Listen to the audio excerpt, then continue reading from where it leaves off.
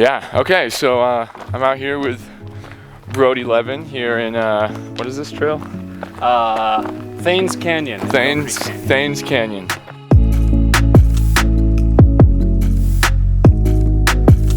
Brody, you grew up in Northeast Ohio. Yeah.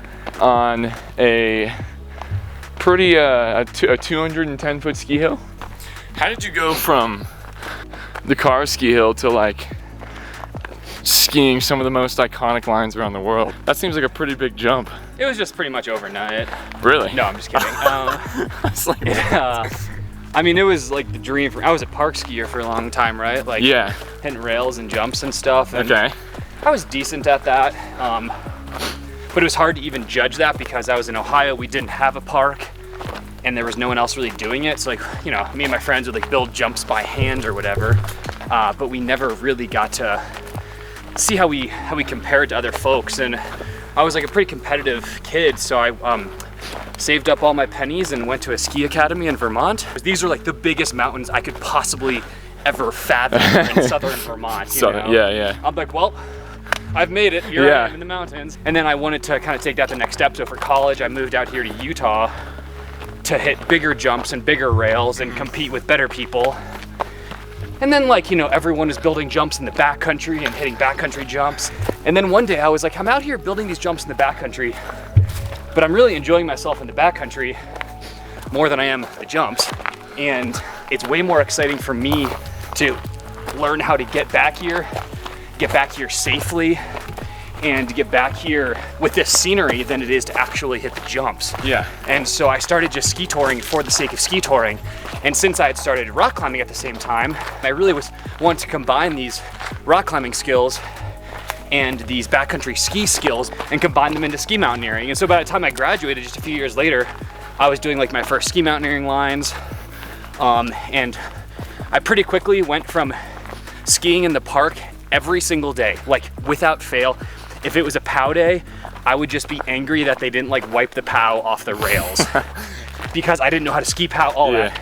I quickly went from that to like maybe 2 seasons later, not going in the park a single time, and then maybe one more season, never riding a chairlift again. Wow. Yeah. Being a professional athlete is, if you get really down to the roots of it, it's a pretty selfish career just because you're skiing for yourself. But you've repeatedly done things that make it an unselfish career, which is really interesting to me. Like the Unexpected series, the Pedal the Peaks, I think is what it's called. You did 2 of those. Yeah. These really cool films that are just meant to inspire people. That's what's really interesting. And I just wanted to know, like, does having this whole like unselfish attitude towards skiing, does it change the way you ski or like recreate outside? I'll tell you, like, it's interesting to, I think for anyone to mix their personal life and their work life. And I couldn't have chosen to do it anymore, right? Like they directly coincide with one another, and that has its pros and cons for sure, you know? I think one of those being that I don't necessarily have the same excitement for the simple act of skiing that I used to have. You know, you read the editor's letters and the introductions of magazines, ski magazines, and they're all about like the sound of snow under your ski.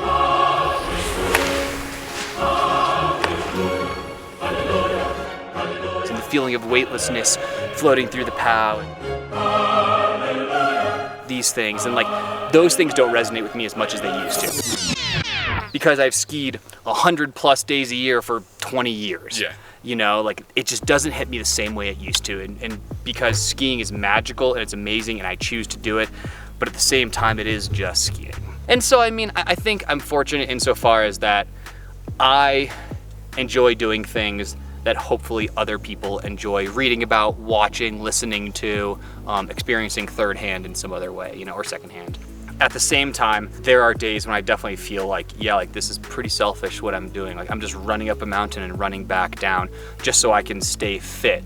But like we're human beings, we're like self-oriented beings, and yeah, man, I mean, it's something I obviously struggle with it. And fortunately, I don't have to contrive things like my activism.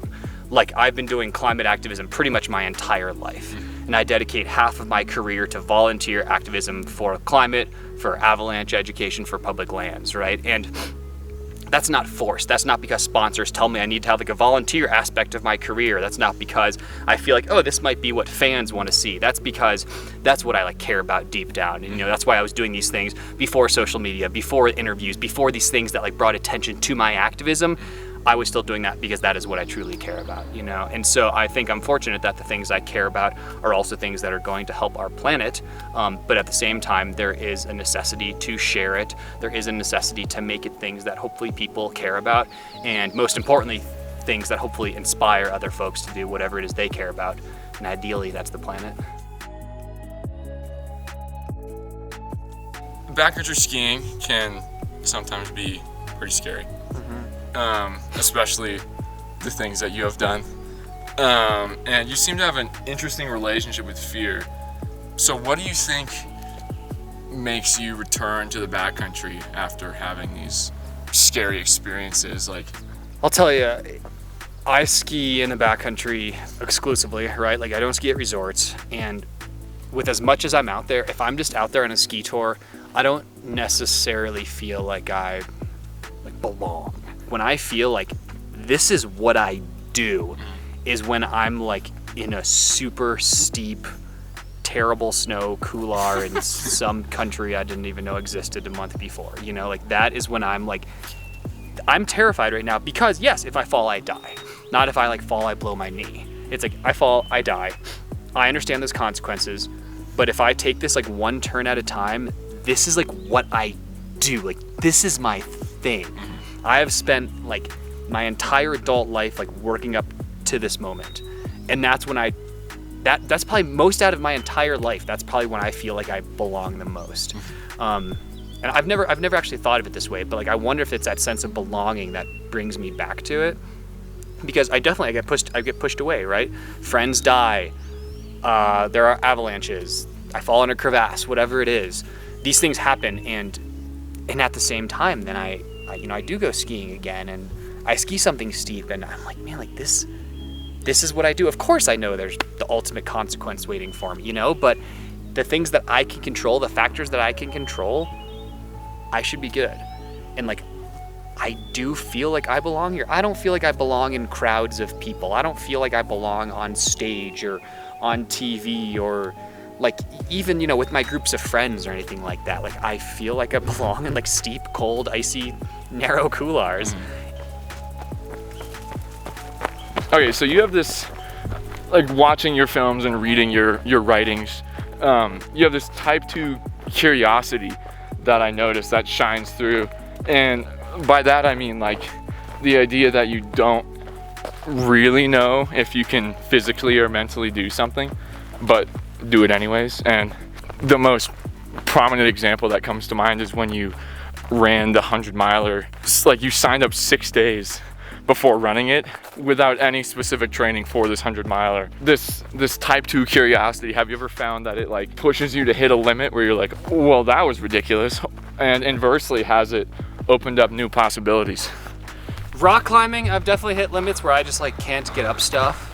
I don't think I've been ambitious enough in what I've done to really like find, I guess, my limits. I'm definitely good at pushing myself, but I haven't been on an expedition where I've been like, wow, this is wrong. I bit off way more than I could chew. Yeah. I haven't experienced that. I've had that sense of just surprise, like, wow, I've bit off a lot. I'm gonna have to learn how to chew, or I'm gonna have to chew a lot or whatever. I have not really like found my limit in that way. It makes me want to be more ambitious, especially while I'm like still relatively young and relatively strong. I want to get like spanked by something, you know? So you want to find that limit. Yeah, and I think it depends what activity I'm doing, what finding that limit looks like. Yeah. And how it feels and how practical it is and how safe it is. Yeah. But I do want to, yeah. I mean, if the whole point of like me doing all this stuff is for me to push myself, how do you really know you're pushing yourself hard enough? Yeah, if you don't know where you have to stop pushing yourself. You are a ski mountaineer. Yeah. Professional adventure skier. Yeah. What draws you to do human-powered adventure? That seems to be a big theme, and with the bike packing and with the pedal to peaks and with literally everything you do. It took a while for me to realize that everything I was doing was human powered, because that wasn't like the core part of it for me. It was just kind of like a tangential thing. Like I was doing it because, like I said, for me, it's not, the skiing is not about the literal act of skiing, and the climbing is not necessarily the literal act of climbing. You know, it's kind of like everything that goes around it. And so like it's gone so far now that I enjoy the up debatably more than the down when I'm skiing. Like that's what's more important to me. It defines the clothes that I wear and the gear that I use and where I go skiing and the time that I give myself to go skiing, you know? But I think it was a kind of a slow progression to get there, because it used to be about the ski turn. It was all about the turn. And then I started to be like, yeah, ski turn's a ski turn, you know, like I've done a gazillion of them in my life now. And I was never, I think, someone to do things the easy way. And I think frequently adding that element of the helicopter or the chairlift or the car ride or whatever is a shortcut to that end. And for a lot of people, the end is the skiing, and how you get there is just a means to that end. But for me, I think how I get there is an end in itself. To be cliche, it's much about the journey as the destination, and like it truly is. Like the journey like is the destination for me. Like I'm so happy. Like bike packing is so much fun for me. Not because I get to look at my Strava and see this glorious loop I did in the desert or whatever, but because like I like the act of bike packing, not because what I get afterwards. I don't like getting to the top of a mountain just so I can ski down it, but I like climbing up that mountain. And so, I mean, I think in order to have that, the end and the journey be the destination or whatever, I think like you have to get there under your own power. And for me, I'm always looking to like improve myself, and I think one of the best ways for me personally to do that is through like fitness, like mental and physical fitness. And in order to do that, like I have to do it under my own power, I think. I can't imagine doing it any other way. Yeah.